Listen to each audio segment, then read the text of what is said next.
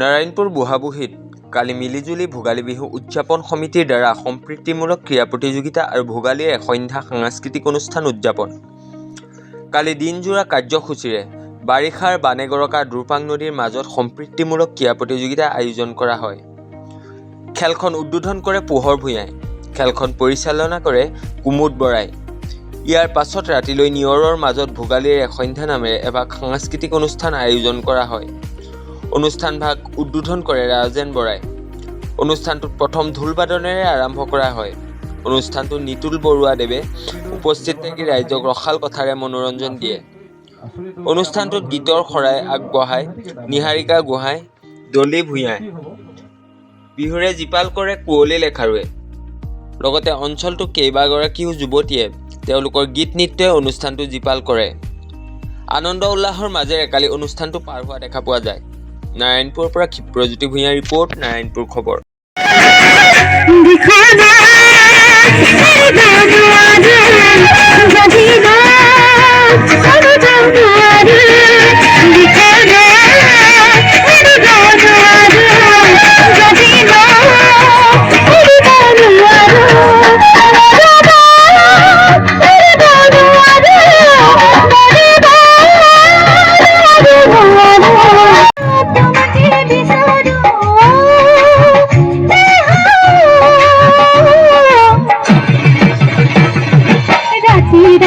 টোপনি খুঁটি সপোনতে তোমাকে বিচাৰি ৰাতি ৰাতি টোপনি খুঁটি সপোনতে তোমাকে বিচাৰি বৰহা ফুল পুলিত তুমি পানী দিলা আকৌ চলিবলে ভাঙি যোৱা হিয়াও তুমি জোৰা দিলা আকৌ হাঁহিবলে আজি ধৰিব খোজা এই কথা দয় দয়কে দিয়া মই নাজানো দয় দয়কে দিয়া